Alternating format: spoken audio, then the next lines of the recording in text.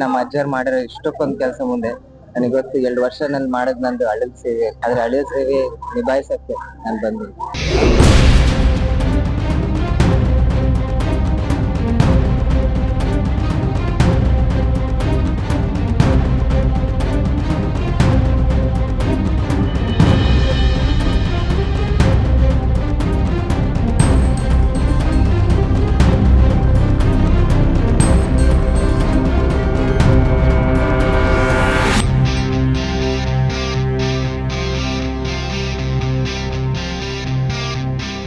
ಜನರು ಯಾವ ರೀತಿ ತಮ್ಮ ಬೆಂಬಲ ವ್ಯಕ್ತಪಡಿಸ್ತಾರೆ ಸರ್?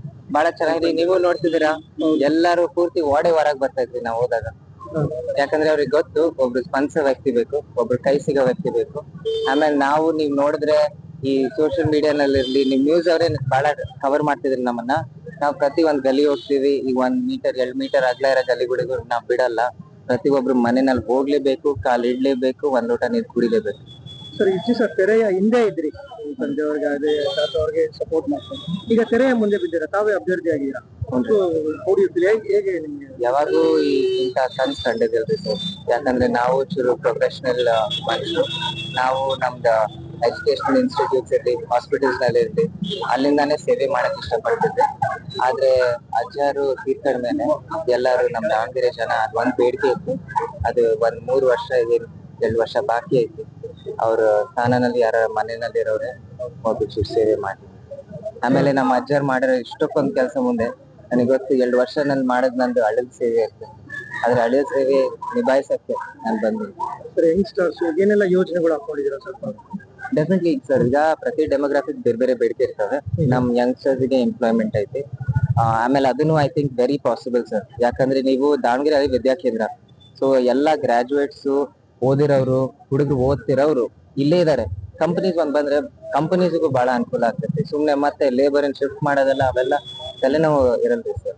ಅದ್ ಬಿಟ್ರೆ ನಮ್ ಯಜಮಾನ್ರು, ಆಮೇಲೆ ಏಜ್ ಆಗಿರೋರು, ಮೇನು ಆಶ್ರಯ ಮನೆ ಯೋಜನೆ ಏನಿತ್ತಲ್ರಿ ಸರ್, ಅದು ಒನ್ ಆಫ್ ದ ಗ್ರೇಟೆಸ್ಟ್ ಯೋಜನೆಗಳು ನಮ್ ಕರ್ನಾಟಕ ಸರ್ಕಾರ.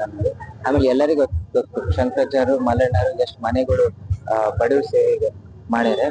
ಅದನ್ನ ನಾನು ಮುಂದ್ ಒಯ್ಬೇಕು, ಅದನ್ನ ರಿಜೋಟಿ ಟ್ರೀಟ್ ಮಾಡ್ಬೇಕು ಅಂತ ನನ್ ಕನ್ಸು ಸರ್. ಅದನ್ನ ಮತ್ ಶುರು ಮಾಡಿದ್ರೆ ಎಲ್ಲರೂ ಬಹಳ ಅನುಕೂಲ ಅನ್ಸ್ತೈತ್ರಿ. ಯಾಕಂದ್ರೆ ಈಗ ಬಹಳ ಜನ ಈಗ ನಾವ್ ಅಡ್ಡಾಡತ್ತಾರ ಬಾಡಿಗೆ ಮನೆಯಲ್ಲಿ ಇರ್ತಾರೆ ಸರ್. ಅವ್ರದ್ದು ಅದೇ ಬೇಡಿಕೆ, ಬಡವ್ರದ್ದು ಮೇನ್ ಬೇಡಿಕೆ ಅದೇ. ಯಾಕಂದ್ರೆ ನಮ್ ಇಂದ್ರಮ್ಮ ಹೇಳ್ದಂಗೆ ಕಪ್ಡಾ ರೋಟಿ ಮಕಾನ್. ಈ ಕಪ್ಡಾ ರೋಟಿ ಒಂದ್ ಲೆಕ್ಕಕ್ಕೆ ಬಂದಿರ್ತೀವಿ ಸರ್. ಈ ಮಕಾನ್ ಏನೈತಲ್ರಿ ಸರ್, ಎಲ್ಲರಿಗೂ ಒಂದ್ ಮಕಾನ್ ಇರೋದು ಆ ಕನ್ಸನ್ನು ನಮ್ ಕಾಂಗ್ರೆಸ್ ಸರ್ಕಾರ ಮುಂದ್ವಯ್ಬೇಕು ಅಂತ ನನ್ ಬೇಡಿಕೆ. ಈಗ ಅಲ್ಲೇ ಒಂದ್ 5 ಗ್ಯಾರಂಟಿ ಯೋಜನೆಗಳಿಂದ ಈಗ ವೆಲ್ತ್ ರೀಡಿಸ್ಟ್ರಿಬ್ಯೂಷನ್, ಆಮೇಲೆ ಅದು ಮಾಡ್ಕಂತ ಬಡವ್ರ ಸೇವೆ ಮಾಡ್ದಂಗೆ ಬಡವ್ರ ಪಕ್ಷ ಯಾವ್ದಾರ ಇದ್ರೆ ಅದು ಕಾಂಗ್ರೆಸ್ ಸರ್ಕಾರ ಅಂತ ನಾವು ಸ್ಪಷ್ಟವಾಗಿ ಅಲ್ಲಿ ಸ್ಥಾಪನೆ ಮಾಡಿದ್ವಿ. ಸಮರ್ಥ ಅವ್ರ ಗೆಲುವಿಗೆ ಶ್ರೀರಕ್ಷೆ ಯಾವ್ದು? ಗ್ಯಾರಂಟಿ ಯೋಜನೆಗಳು, ಆಮೇಲೆ ಅದಕ್ಕಿಂತ ಮುಖ್ಯವಾಗಿ ನಮ್ ಎಲ್ಲಾರ ಹಿರಿಯರ ಆಶೀರ್ವಾದ, ಆಮೇಲೆ ಅವರು ಏನ್ ನಮಗೆ ಶಿಕ್ಷೆ ಕೊಡ್ತಾರೆ, ಶಿಕ್ಷೆ ಕೊಡ್ತಾರೆ, ಅದೇ ನಮ್ ಸುರಕ್ಷಾ ಕವಚ. ಹೇಳ್ತಾರೆ, ನಾನು ಆ ಕಡೆ ಗೆಲ್ತಿದ್ದೀನಿ, ನಮ್ಗೆ ಫೈಟ್, ಕಾಂಗ್ರೆಸ್ ಫೈಟ್. ನಾವು ಆ ಸ್ಟೇಟ್ಮೆಂಟ್ ಇನ್ನ ಓದಿಲ್ರಿ ಸರ್, ಓದಿ ನಾವು ಅಲ್ಪಸಂಖ್ಯಾತರ ಓಲೈಕೆ ತಮ್ಗೆ ಯಾವ ರೀತಿ ಬಹಳ ಐತಿ ಸರ್. ಯಾಕಂದ್ರೆ ನಾನ್ ನಿಜ ಹೇಳ್ಬೇಕಂದ್ರೆ, ನೀವು ಎಲ್ಲಾ ಪಕ್ಷಗಳು ನೋಡ್ರಿ ಸರ್, ಗ್ರೌಂಡ್ ರಿಯಾಲಿಟಿ ಏನಂದ್ರೆ ನಮ್ ಕಾಂಗ್ರೆಸ್ ಪಕ್ಷ ಯಾವಾಗ್ಲೂ ಇದು ಒಂದೇ ಪಕ್ಷ ಇರೋದು ನಮ್ ದಾವಣಗೆರೆಯಲ್ಲಿ. ನಮ್ ಶಾಮನೂರ್ ಅವ್ರು, ಶಿವಶಂಕರಪ್ಪ ಅವರು, ಎಸ್ ಮಲ್ಲಿಕಾರ್ಜುನ ಅವರು, ಯಾರು ಎಲ್ಲಾ ವರ್ಗದ ಜನನ್ನ ಸ್ಪಂದಿಸ್ತಾರೆ. ಈಗ ಬೇರೆ ಪಕ್ಷಗಳು ಎಲ್ಲರಿಗೂ ಗೊತ್ತ್ರಿ ಸರ್, ಇದು ಓಪನ್ ಸೀಕ್ರೆಟ್. ಅವ್ರು ಬರೀ ಇಂತಿಂತ ಮನೆಗಳಿಗೆ ಹೋಗ್ತವೆ, ಇಂತಿಂತ ವಾರ್ಡ್ಗಳಿಗೆ ಅಡ್ಡಾಡ್ತಾರೆ. ಅದು ಅವ್ರಿಗೆ ಏನ್ ಮುಂದ್ವಯಕ್ ನೋಡ್ತಿದಾರೆ ಅಂದ್ರೆ ಮೆಜಾರಿಟಿ ರೂಲ್ ಮುಂದ್ವಯಕ್ ನೋಡ್ತಿದ್ದಾರೆ. ಎಲ್ಲರನ್ನ ಒಗ್ಗಟ್ಟಿಂದ ಮುಂದ್ವಯೋದು ಯಾವ್ದಾರ ಒಂದು ಪಕ್ಷ, ಒಬ್ಬರ ಅಭ್ಯರ್ಥಿ ಇದಾರಂದ್ರೆ ನಾವು ಅಂತ ಹೇಳ್ತಿದ್ವಿ ಸರ್. ನಮ್ಗೆ ಎಲ್ಲಾರು ಊರಿನಲ್ಲಿನೂ ಅದೇ ನೋಡಿರ್ತೀವಿ.